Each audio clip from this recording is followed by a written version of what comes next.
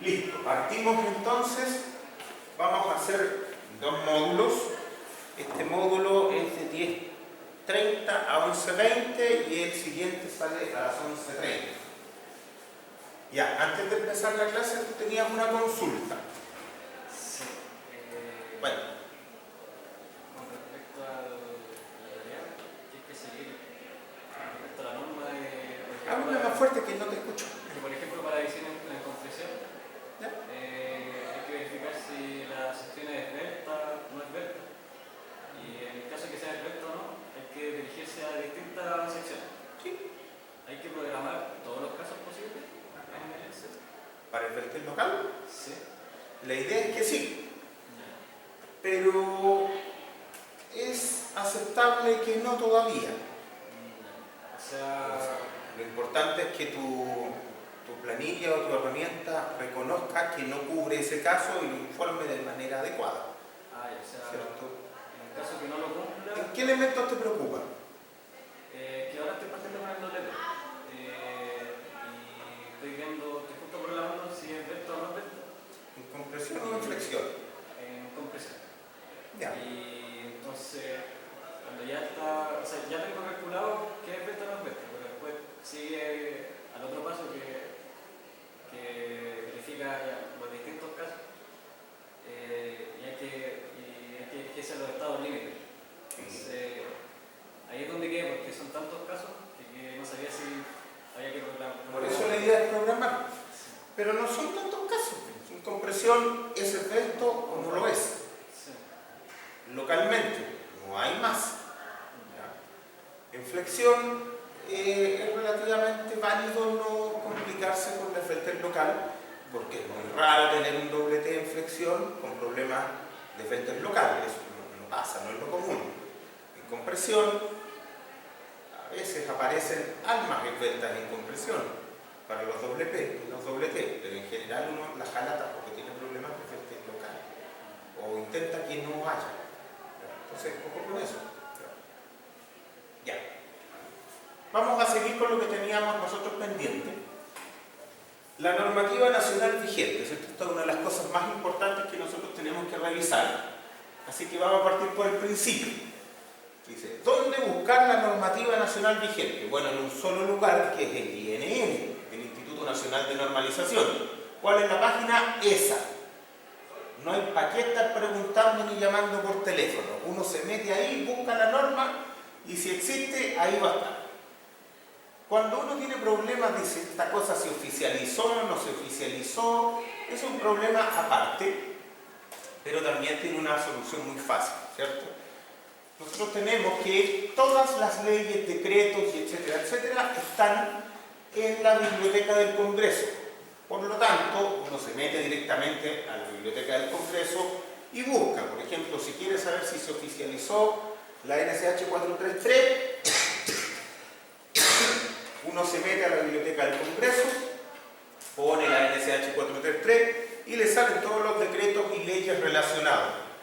Si hay un decreto de oficialización, sale ahí. Si no, no está. Listo. Se acaba el problema y no hay que preguntarle a nadie tampoco. Normativa general que tenemos nosotros para diseño estructural. ¿Cierto? Aquí en Chile, yo aquí les tengo un listado bastante exhaustivo de un montón de normas, pero aquí voy a hacer comentarios solo sobre algunas de ellas. ¿Ya? Primero, NSH 1508, la norma de los estudios de mecánica de suelo. Es una norma que ya no es nueva, ¿cierto? Evidentemente, es del 2014, pero todavía es una norma que cuesta que se cumpla. Léanla, estudienla, es cortita. Es una norma que a nosotros nos sirve mucho desde el punto de vista del diseño estructural, porque nos sirve para poder comprar los estudios de mecánica de suelo. ¿Ya? La 3206 existe, pero no me voy a manifestar sobre ella. 3171, una de las normas más importantes que tenemos. Es la norma que se conoce como la norma de combinaciones de carga, pero tiene muchas más cosas que las combinaciones de carga. De hecho, pueden ser más importantes las otras cosas, las disposiciones generales. Es una norma llave, desde el punto de vista que establece combinaciones de carga para estructuras no industriales, ojo con eso, no industriales, normas de carga, perdón, pero todavía estoy un poco enfermo, deriva a las distintas normativas de carga para poder establecer cuál es la magnitud de la solicitación de diseño. ¿Ya? Por lo tanto, es una norma que nos va a derivar mucho a otras. Es la norma que hay que conocer. Ojo, voy a insistir en que es una norma que tiene esencialmente combinaciones para diseño de estructuras no industriales, porque las estructuras industriales tienen sus propias combinaciones de carga. ¿Ya? Bien, 3359. Requisitos para edificaciones estratégicas y de servicio comunitario. Existe, pero tampoco me voy a referir a eso. 3332. Intervención en construcciones patrimoniales de tierra cruda. ¿Cierto? ¿Existe? Tampoco me voy a referir. 3389. Esta es una norma importante. Ay, dice no oficial, pero lo oficializaron este año. Bueno, esta es una norma que partió siendo para estructuras patrimoniales, pero terminó siendo para estructuras existentes. Y eso complica mucho las cosas. Antes de eso, teníamos ciertas posibilidades de elegir criterios para revisar estructuras existentes. Desde el momento en que esta norma existe, nos pone un mínimo. ¿Cuál es el problema real? Que las estructuras existentes se tratan de una manera muy diferente a las estructuras nuevas. Todo nuestro marco normativo y el marco normativo mundial en general está pensado siempre en estructuras nuevas, de distintos tipos pero nuevas. La 3389 recoge bastante de lo que internacionalmente se hace con estructuras existentes. ¿Cuál es el problema? La metodología. El tratamiento de estructuras existentes se da en función siempre del análisis de desempeño. Análisis tiempo-historia, lineal o no lineal, ahí podrá ser, para distintos niveles de demanda.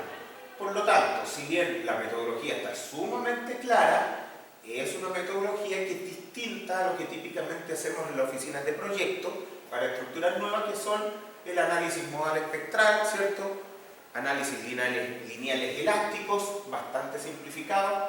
Esta norma ya nos empieza a llevar un poquito más adelante en estas cosas, entonces hay que tener cuidado. Por aquí nos metemos a las estructuras existentes. Internacionalmente, ¿cierto? Los conceptos que hay en esta normativa derivan del IEBC, ¿cierto? Que es el International Existing Building Code, y también bastante de la SCE 41, ¿cierto? Que es para tratamiento sísmico de estructuras existentes también. 3417, y aquí la puse en rojito, ¿ya? Es una norma que no es tan técnica, pero es muy importante para nosotros, porque esta norma establece los requisitos del proyecto de cálculo estructural. Es una norma que nos dice qué documentos son parte del proyecto, qué documentos no lo son, y en qué etapas puedo dividir el proyecto. Todo eso está establecido aquí. ¿Por qué es tan importante? Porque cuando uno vende un proyecto, de lo único que puede estar bastante seguro es que el cliente después va a decir, ah, pero dame este otro documento. Y uno le va a decir, es que no estaba incluido. Ah, pero es que es cosa tuya que no estaba incluido porque yo siempre pensé que estaba incluido.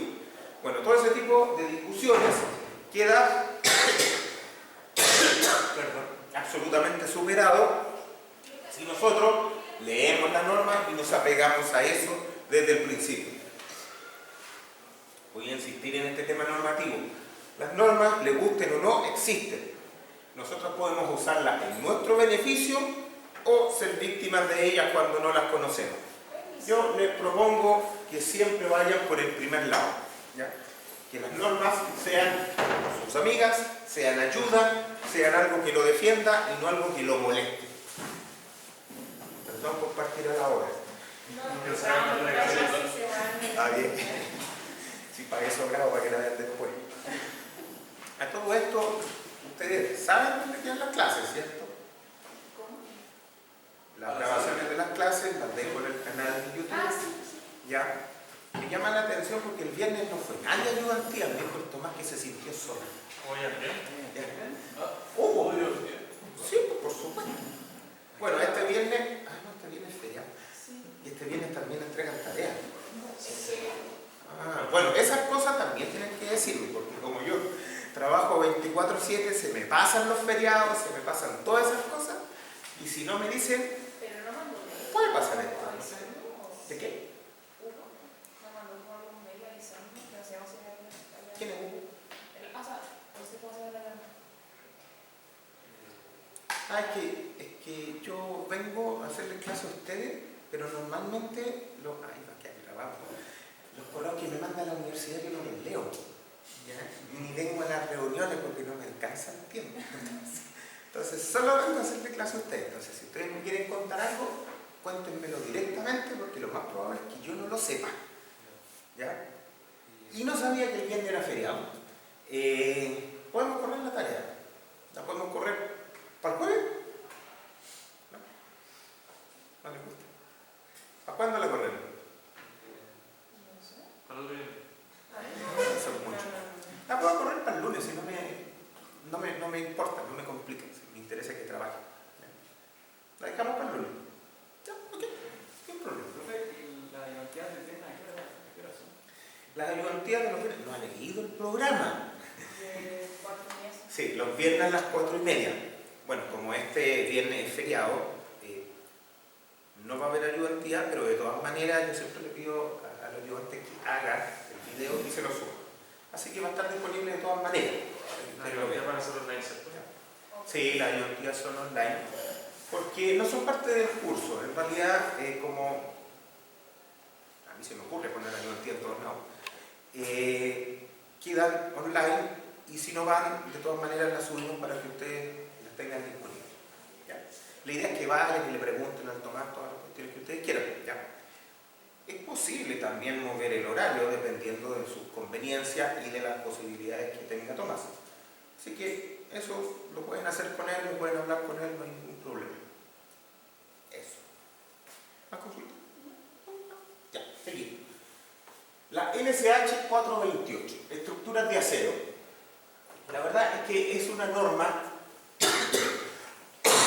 que va en la dirección de poner requisitos en la ejecución de las construcciones. Desgraciadamente, ¿cierto? Estamos en Chile y no todos respetamos los alcances de las cosas que hacemos.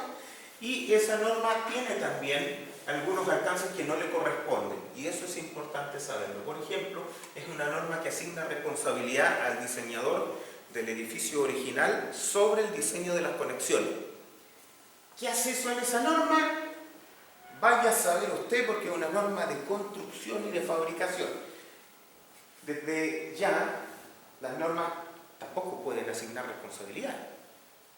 Eso es materia de ley. Pero bueno, esta norma tiene esa característica. Y lo más triste es que es oficial, por lo tanto, hay mucha gente que cree que es obligatoria y nos va a joder por eso. Ahora, desde el punto de vista práctico, es razonable que el diseñador de la estructura original sea responsable de las conexiones. El tema es que la forma en que nosotros trabajamos los proyectos aquí en Chile es un poco mezclada, un poco extraña a veces. Por ejemplo, todo lo que tiene que ver con diseño de estructura se hace en las oficinas. No necesariamente el detallamiento de conexiones se hace en las oficinas. Típicamente uno pone notas generales y esquemas estándares para la solución de conexiones. Y una vez que se adjudica el proyecto a la maestranza hace el detallamiento de las conexiones. Bajo su responsabilidad, ¿cierto? Y todas esas cosas.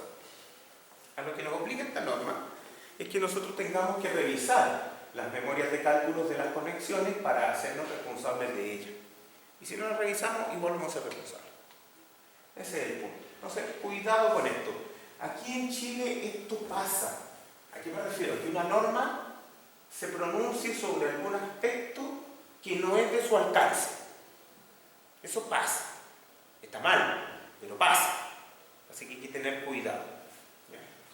Bueno, y la última que tengo en esta lista es la 170, que es de hormigón armado, de hormigón, que es requisitos generales de los hormigones. Ahí es donde uno encuentra cómo se hacen las clasificaciones por resistencia, ¿cierto? Cuáles son las resistencias que yo tengo que usar bajo ciertas condiciones. Por ejemplo, si tengo una estructura sumergida, ¿cierto? En agua de mar, para que sea fácil, con sales, cloruros, todas esas cosas, el fondo del mar, ¿cuál es la resistencia mínima del hormigón que yo tengo que usar? No, si no es retórica, díganme ustedes. cuál es la resistencia mínima que tienen que usar. Evidentemente por temas de durabilidad, ¿cierto? De penetración de la sal y todas esas cosas. ¿No la han leído? ¿Y qué hacen en la noche? Bueno, cosas de ese tipo aparecen en esa norma. No les voy a hacer el spoiler, cuando ustedes se sorprenden. Pasamos, normativa para diseño material. Estas son las que ya nos empiezan a interesar harto, porque estas sí las vamos a leer y las vamos a usar siempre, porque nos dicen cuánto resisten las cuestiones que vamos a usar para la estructura. ¿Ya? Entonces, normativa en Chile. La primera, ¿cuál es la normativa de hormigón armado en Chile? Si me dice CI 318, se va. Inmediatamente tenemos que conversar eso, ¿cierto? Es bastante común que en los cursos universitarios uno diga, ¿cuál es la norma que le usaron? ACI 318, que le enseñaron. Y la de acero, AISC, ¿cuál? La más nueva. Ya. Eso está bien, a nivel universitario, para que no entiendan. Pero a nivel formal, a nivel legal, está mal. Porque estamos en Chile y en Chile uno tiene que usar las normas locales. Usted cuando salga acá va a una oficina y va a tener que producir, no va a tener que investigar. Bueno, a lo mejor algunos se quedan acá investigando, pero los demás vamos a trabajar. ¿Ya? Entonces, nos vamos a la oficina, hacemos proyectos, entregamos el viernes y eso se hace con las normas que corresponden. Si usted está en Perú, va a usar las normas de Perú. Si usted está en Colombia, va a usar las normas de Colombia. Si usted está en Chile, va a usar las normas de Chile. Y en Chile no existe el ACI 318, existe la NSH 430. Otra cosa es que lo que nos dice la NSH 430 es use ACI 318. Pero nos dice, use ACI 318 de tal año y con este listado de correcciones, que es lo más importante, el listado de correcciones. ¿Ya? Por lo tanto, mucho cuidado con eso. La norma de uso formal en Chile para diseño de hormigón armado es el NSH 430 con todas las correcciones que corresponden. Para el caso del acero, 3/4 de lo mismo, ¿cierto? NSH 427.1 es la norma para perfiles laminados o armados. NSH 427.2 es la norma para perfiles plegados. Estas normas derivan también de documentos norteamericanos. Por ejemplo, la 427.1 básicamente es una traducción de ISC 360 del 2010, no posterior. En Chile, el uso formal de cálculo en acero es ISC 360-2010, no otro. La 427, bueno, es AISI, ese sí, del 2012. ¿Ya? ¿Por qué les nombro la otra? Porque claro, como en este caso no hicimos ninguna corrección, básicamente uno puede sacar el otro documento porque es gratis y saber que este dice lo mismo. ¿Ya? Pero ojo, siempre saber cuál es la norma de uso formal, porque esa es la que yo tengo que documentar en mis memorias de cálculo y la que tengo que usar para mis proyectos. Bien, 21-23, albañilería confinada. 19-28, albañilería armada. La verdad es que la albañilería armada creo que lo he usado una vez en 20 años. Uno normalmente usa albañilería confinada pensando en que es más barato sobre una solución de hormigón armado. Pero no es común que uno ocupe albañilería armada. Normalmente se salta de la albañilería confinada al hormigón armado. Típicamente, es raro ocupar albañilería armada. ¿Ya? Pero de todas maneras hay una norma y es esa. 3073 existe, pero ni la voy a nombrar. Norma importante, 1198, que ahora está en proceso de actualización, debe estar por publicarse esta cosa, es la norma de madera, también muy importante. Estructuras de madera van acá. Y la última, 2165, que tampoco la voy a pescar mucho. ¿Cuáles son las más importantes acá? Evidentemente, hormigón, acero, madera y albañilerías. Más eso. ¿Qué es lo segundo importante? El contenido que tienen estas normas. La norma de hormigón armado tiene requisitos sísmicos. tienen requisitos sísmicos. Las normas de albañilería tienen requisitos sísmicos. Las normas de acero no tienen requisitos sísmicos. Y eso es un problema. ¿Ya? Si yo quiero diseñar estructuras industriales, no hay problema porque la 2369 me entrega todos los requisitos sísmicos. Si yo quiero hacer un edificio de departamentos, tengo un problema. Porque la norma no me dice qué tengo que usar. No es claro. Entonces aquí hay un agujero muy importante. Ustedes dirán, pero ¿cómo no vamos a tener normas para hacer edificios de acero? Mejor lo dejo ahí, porque me están grabando. Bueno, me bajan el video. Ya. Sigamos. Normativas de carga, ¿cierto? Tenemos las generales, las de materiales y ahora las de carga. ¿De dónde sacamos las solicitaciones para poder hacer nuestras estructuras? Bueno, 3171, la norma de nieve. 432, en proceso de actualización actualmente, ¿cierto? Cargas de viento. 1537, todas las cargas de uso generales, ¿cierto? Las cajitas para abajo, sobrecarga. 3363, la norma de tsunami. Y eso es para las cosas que están en áreas definidas como áreas inundables por tsunami. ¿Quién lo define? El CHOA. ¿Cómo lo sé yo? Me meto a la página del CHOA, bajo las cartas de inundación y me voy a dar cuenta. ¿Dónde van a estar las zonas susceptibles de inundación? Al lado del agua. Por lo tanto, más adentro no hay mucho problema. Me salté. Normativa 431, 432, básicamente son herencias, ¿cierto? De ASCE 7. Es un documento muy importante. Desde ya puede ser una propaganda.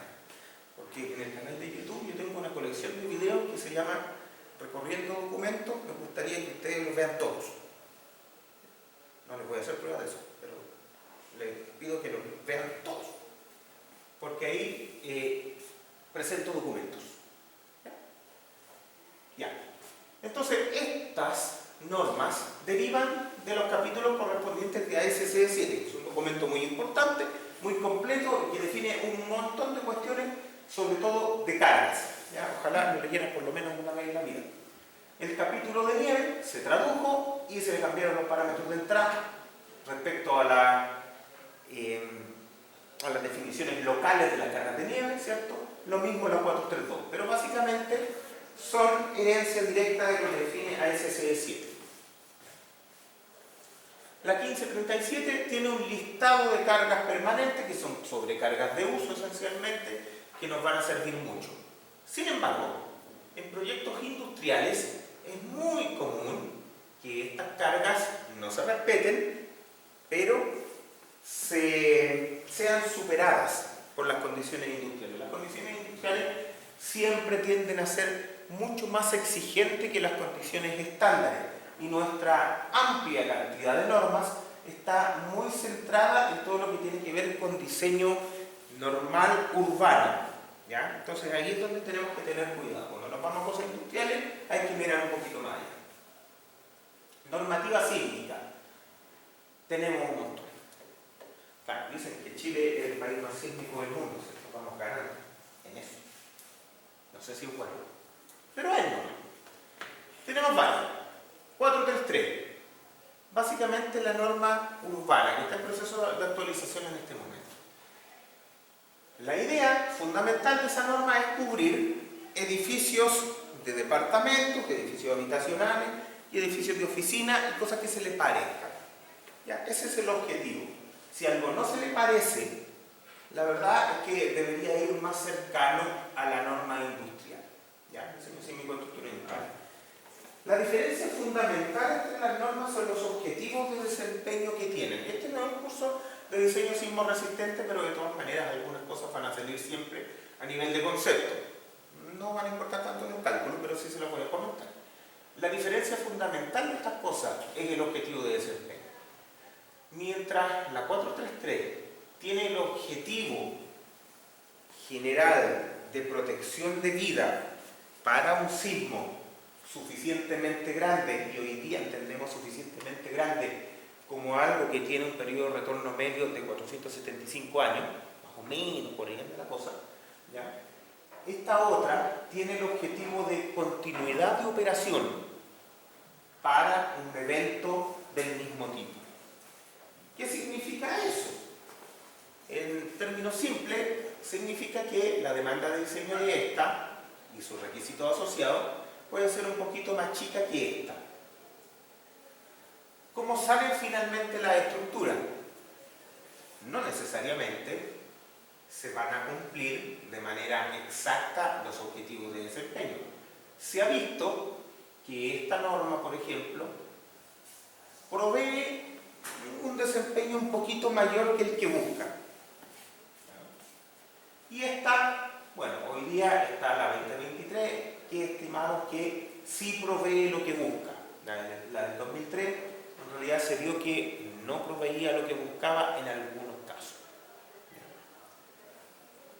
2745, la norma para edificios con aislación sísmica. En principio, ¿cierto? Ahí hay un pequeño conflicto porque 2745 trabaja con 433.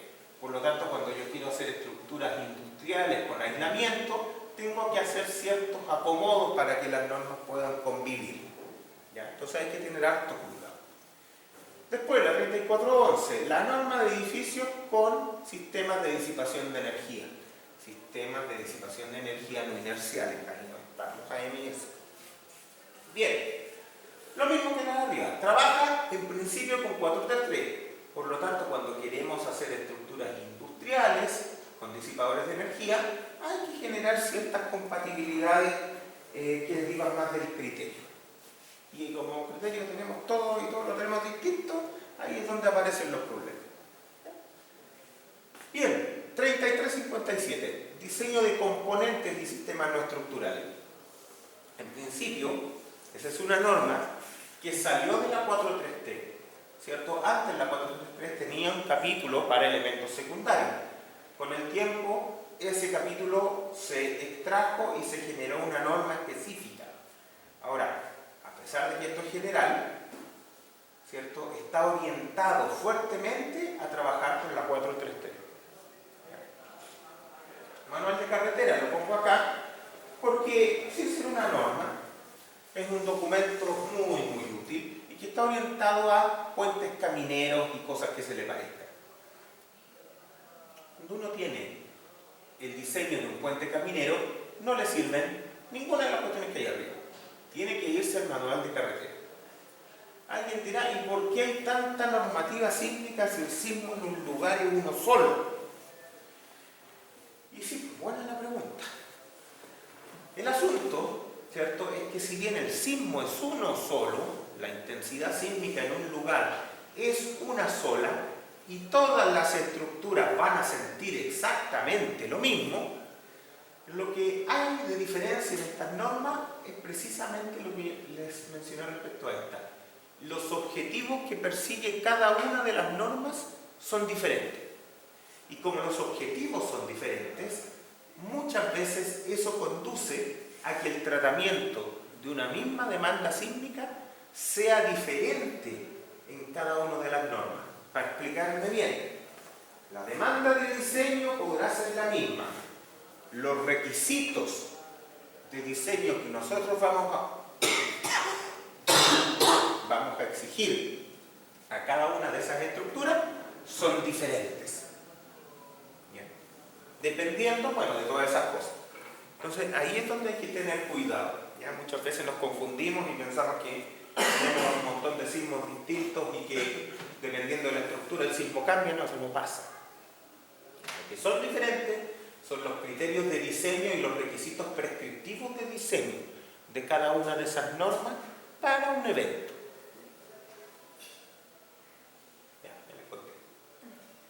Otras publicaciones nacionales que ya no son normas. ¿Ya? Vamos a ponerles todo acá. ¿Ya? El manual de carretera, una de las publicaciones más importantes. ¿Por qué? Porque, sin ser norma, es una publicación de la Dirección de Vialidad del Ministerio de Obras Públicas que está en permanente actualización. Se baja de ahí y es gratis. Aquí uno puede encontrar lineamientos para el diseño de túneles, puentes camineros, muros de contención, fundaciones profundas, un montón de cosas que tienen que ver con tierrita, ¿ya? Y que no está en las otras normas. Después tenemos la guía de obras portuarias, ¿cierto? Que es de la Dirección de Obras Portuarias del Ministerio de Obras Públicas. Eso, la verdad es que no tiene tanto aporte como el manual de carretera, pero conviene conocerla muy bien si uno está trabajando en estructuras portuarias. No me voy a meter en el detalle porque aquí no vamos a ver nada portuario. Después, documentos de Licha. Ahí es bien importante. Licha publica cosas, ¿ya? Algunas cosas muy buenas, algunas cosas no tanto, pero publica cosas y en general son gratis. Entonces, yo los invito a que se metan ahí y bajen los libros, por lo menos 2 libros, ¿cierto? El Proyectar en Acero y el Diseño de Estructuras de Acero. Esos 2 libros son muy buenos y son gratis, ¿ya? Para que los tengan y los usen. Ojalá los lean y después los usen, pero para que los tengan. Importante. Documentos corporativos de organizaciones conocidas, ¿cierto? Cuando ustedes estén en la práctica, se van a dar cuenta que hay criterios de diseño, ¿cierto? De Codelco, de SQM, de Endesa, antigua Endesa, que andan por ahí dando vueltas y que se consideran como referencias para muchos proyectos. Eso no es de uso obligatorio en general, ¿cierto? Salvo que uno esté trabajando con esos clientes, y en casos particulares tampoco para esos clientes es obligatorio. Pero conviene tenerlos como referencia para entender más o menos qué es lo que espera el cliente que uno le entregue, o qué es lo que espera el cliente que uno más o menos puede usar. Entonces conviene conocer ese tipo de información. Después, la AICE tiene alguna guía, ¿ya? Esa guía, por ejemplo. Y aquí hay que ser bien responsable. Esas guías existen. A mí no me parecen buenas, pero existen. Yo les recomendaría que las vean, sepan qué contienen y las consideren como una fuente de información más, pero no necesariamente la fuente de información que tengo que cumplir, ¿ya? Considérenlas como recomendaciones. Eso sí puede ser, pero no de cumplimiento obligatorio ni nada que se le parezca. Marco internacional. Esto nos interesa un poco más quizás cuando hablamos de estructuras industriales. Desde ya, este curso es de estructuras de acero. ¿Por qué yo me cargo tanto en lo industrial? Porque en Chile, generalmente, los edificios habitacionales, ¿cierto? 4x3, son de hormigón. Son de muros de hormigón. Y las cosas industriales son de acero. En el área industrial usamos todo de acero, salvo que no se pueda. Y el hormigón está en la fundación. O en estructuras, ¿cierto?, que son funcionales por el tema del hormigón. Por ejemplo, un estanque pretensado tiene que tener los muros de hormigón, ¿cierto?, porque si no se sale el agua que tiene adentro. Pero no es el hormigón usado desde un punto de vista de resistencia estructural principal, sino por funcionalidad. Entonces, dado que en Chile al menos tenemos tan marcado eso, normalmente todo lo que es industrial es de acero y mucho de lo que es habitacional o de oficina es de hormigón armado. Esa es la separación que tenemos. ¿Tiene que ser así? No. Hay estructuras industriales de hormigón, funcionales de hormigón. ¿Hay edificios habitacionales de acero? No. Pero podrían haber. ¿Cierto? Entre paréntesis, ¿cierto? En otros países, ¿cierto? En Japón, en Estados Unidos, los edificios son de acero, no son de hormigón. Entonces, a lo mejor están muy mal ellos. Hay algo raro ahí, ¿cierto? Hay algo raro. Bueno, marco internacional. Documentos importantes, ¿cierto? ASCE 7. Con distancia, el más importante de todos. Léanlo alguna vez, ojéenlo, porque ahí tenemos la explicación en extenso de todas las cargas de diseño que pueden generarse en una estructura, de cualquier tipo. ¿Ya? ASCE 41. Esto está orientado al análisis sísmico. Ahí dice estructuras existentes, pero en realidad es un documento que cubre de muy buena manera el análisis por desempeño de cualquier tipo de estructura. Ya, vamos a entender como análisis por desempeño algo que está un poquito más allá de lo que nosotros hacemos típicamente en la oficina, que es llegar hasta los análisis modal espectral y diseño prescriptivo. El análisis por desempeño es someter una estructura, ¿cierto?, a eventos sísmicos representados por registros, entendiendo que su respuesta no lineal está modelada de manera explícita, y entonces revisando si el comportamiento final de ese edificio es satisfactorio o no para aquello que yo lo necesito. ¿Ya? Entonces es una verificación explícita de lo que le podría pasar a un edificio. Lo que nosotros usamos normalmente no es eso, es diseño prescriptivo. ¿Qué significa eso? Que si yo cumplo todo el checklist de requisitos que me está proponiendo la norma, yo tengo derecho a creer que ese edificio se va a portar como debe portarse, pero nunca lo verifico. ¿Por qué se hace eso? Porque es más fácil. ¿Ya? Y nosotros somos ingenieros y queremos las cosas más fáciles, obvio. Bien, ASC 59 es el de las explosiones. Lo pongo ahí porque a mí me gustan las explosiones, pero no lo ocuparé. AASHTO LRF, este es bien importante también, tipo AC7, pero esto es para puente. De aquí sale mucho del contenido que tenemos nosotros traducido en el manual de carreteras, ¿ya?, de esta norma. Esta norma contiene más que lo que nosotros tenemos en nuestro manual de carreteras.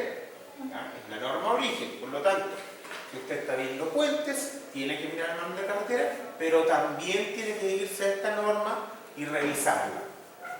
Es una norma muy completa que cubre todo lo relacionado con puentes y también con estructuras de tierra. Este ya está en desuso, me lo voy a saltar. Ya. Esto únicamente lo podemos CMAA y CMAA 70 y 74. Para que sepan que existen estas cosas, ¿cierto? Esas son códigos, no códigos, publicaciones para monorriel, para la viga monorriel. ¿Por qué está ahí? Porque típicamente, ¿cierto?, uno aprende a diseñar en acero y cree que cualquier cosa tiene que pasarla por la 427 o el ISC 360, y eso no es cierto. Si ustedes se fijan, la 360, va a ser la más internacional, dice diseño de edificios de acero. Nosotros la expandimos a un montón de otras cosas, pero dice edificio por una razón, y es porque es para edificios, no es por otra cosa. La diferencia fundamental entre una viga de un edificio y una viga de monorriel es que la viga de monorriel, siendo de acero y siendo igual a la del edificio, es un equipo, y la del edificio no. Por lo tanto, lo que se espera de ellas y el trabajo para el cual están siendo diseñadas es súper distinto. Entonces, ojo con eso. ¿Me sirven las ecuaciones del 360? En general sí, pero voy a necesitar cumplir otros niveles, otras condiciones de diseño, por ejemplo, fatiga, deformaciones, etcétera, etcétera. ¿Ya? Entonces, ojo, que dos cosas sean de acero no significa que todas van a la misma norma. Eso no es así. Bueno, otro código bien internacional es la ISO 5049 para equipos móviles, ¿cierto?, de materiales a granel. El ASME 8, algo que se ocupa mucho para el diseño de estanques, calderas y todo ese tipo de cosas a presión. API 650 y API 620, que son los códigos que normalmente se ocupan para el diseño de estanques de acero, cilíndricos de eje vertical, para petróleo, combustibles o agua. ¿Son los mejores? No. Pero es lo que más se ocupa. Si ustedes quieren entender un poquito más el fenómeno de la interacción fluido-estructura, conviene más mirar esa norma neozelandesa que está en desuso, ¿ya?, porque hay otras más actuales, pero aquí es donde empieza a tratarse ese problema y se trata de una muy buena forma. Agua. También en la norma para estanques de acero, de eje vertical, cilíndrico, pero este es para estanques de agua. De agua, no es agua, agua de la otra. En el estricto rigor API, es American Petroleum Institute, es para combustible, pero uno la ocupa también para tanques de agua industrial. En estricto rigor debiera ocupar esta otra, pero no la hace nadie. La diferencia técnica entre ambos códigos es re poca. Entonces no vale la pena hacer ese cambio. Bueno, la NACE y el Eurocódigo me lo voy a saltar esta vez. No es demasiado importante eso. Código de publicaciones de material, ¿cierto? ISC 360, no lo podemos dejar fuera. Ojo con eso.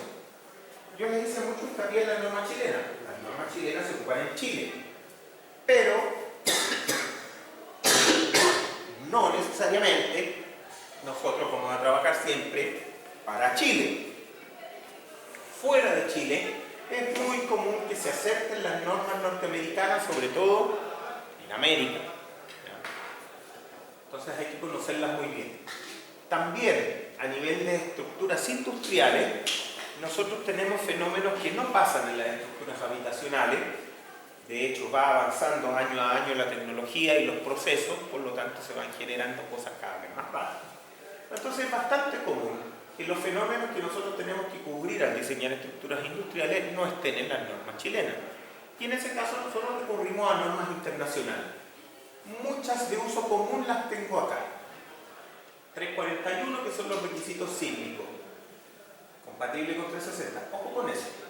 Estos requisitos no son aplicables en Chile para diseño industrial.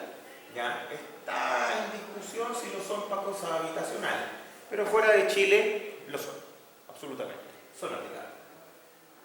Ahí sí es esencial, ¿cierto? Que es el análogo al 360, pero para elementos plegados, AWS, que son los códigos para soldaduras. PCI no es norma, pero es un libro muy bueno de especificaciones, ¿ya? Eso es para hormigón prefabricado, ¿ya? Es un tremendo documento. Cuando uno va a hacer hormigón prefabricado, lo mejor es que revise esto primero, porque hay mucha experiencia en esta publicación. Vale la pena tenerlo, aunque no es norma. ACI 318 lo conocen todos, así que me lo salto. ACI 350. Aquí normalmente hay un conflicto grande. La gente piensa que todo lo de hormigón va al 318. No, sepa que para que ese sea 318 hay 317 antes. Y además, después siguen subiendo. Por lo tanto, sepa que ACI significa hormigón. 318 solo significa reglamento para control estructural, y esto en general es para edificios. Si usted quiere hacer otra vez el ejemplo del estanque con agua pretensado, ¿en qué se parece el estanque pretensado a un edificio? Se parece poco, no vive nadie adentro, normalmente. Entonces nosotros necesitamos otros códigos. Para eso empieza a aparecer estos otros códigos. El 350 en particular, si uno lo ojea, va a decir, oye, pero sí, igual al 318. La magnoflexión se calcula igual, la compresión se calcula igual, todo igual. No, pues no igual. Porque esto está orientado a la durabilidad ambiental. Cosas que necesitan, por ejemplo, estructuras enterradas, ¿cierto? Estanque, y cualquier estructura que esté de hormigón, que esté al aire libre o que esté en contacto con fluidos, con el suelo, con cosas que le hacen daño, etcétera, etcétera. Pero lo principal es que estas estructuras en general son de hormigón por su funcionalidad. Por lo tanto, una de las diferencias grandes que tiene con esta es qué cargas producen agrietamiento, y ese agrietamiento debe estar mucho más controlado acá. Para que ustedes se hagan una idea, el agrietamiento común en ACI 318, permitido por lo menos, es del orden de 0,4 milímetros. Si yo quiero contener líquido, tengo que tener grietas de a lo más 0,1 milímetros, 4 veces más chicas. Las grietas son lineales en el acero, entonces alguien dirá, necesito 4 veces más acero. No, tampoco, no es así. Necesito a lo mejor 4 veces más acero en el punto que estaba teniendo problemas de agrietamiento, que probablemente es el 1% de la estructura completa.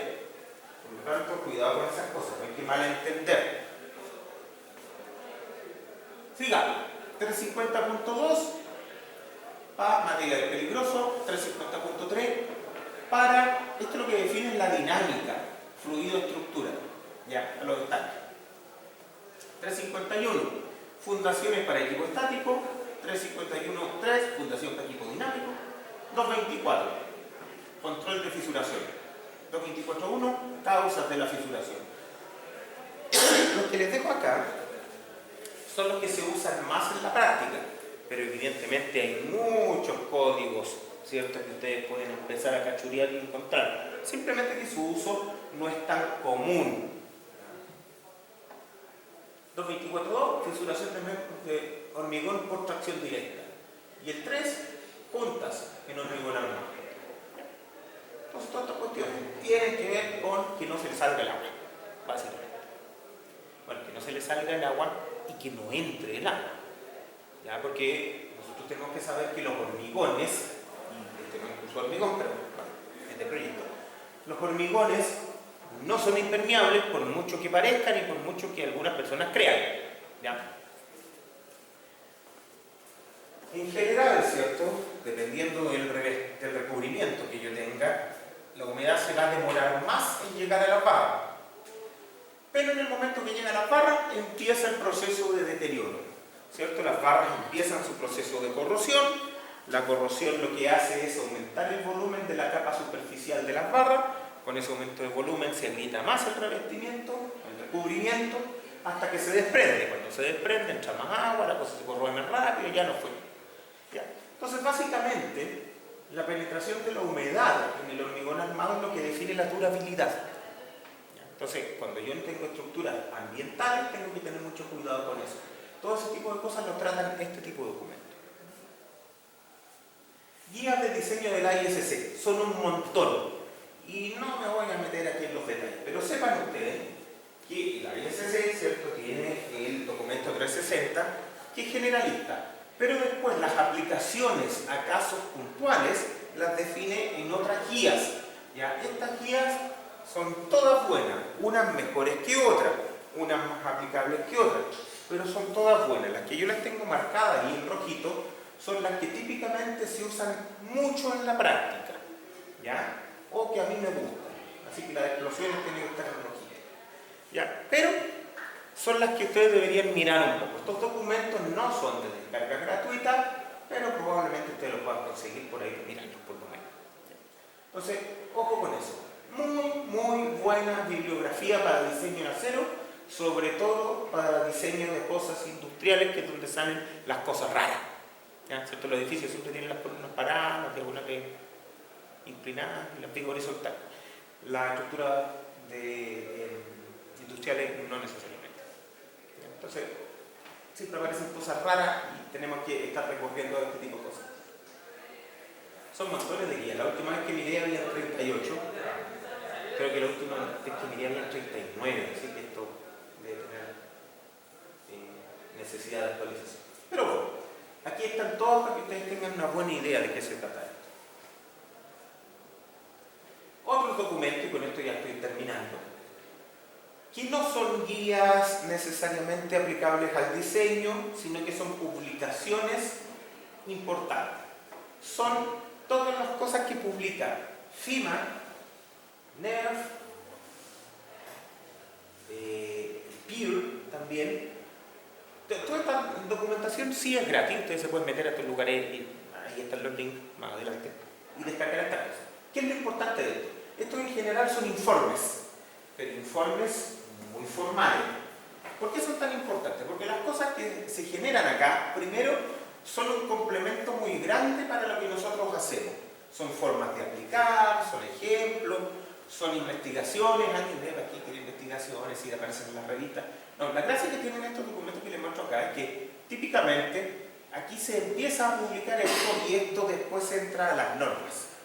¿Ya? Ese es el camino que tiene este conocimiento. Primero aparecen este tipo de publicaciones, ¿cierto? Del NIST, del ATC, ¿cierto? Y después va entrando en los cuerpos normativos.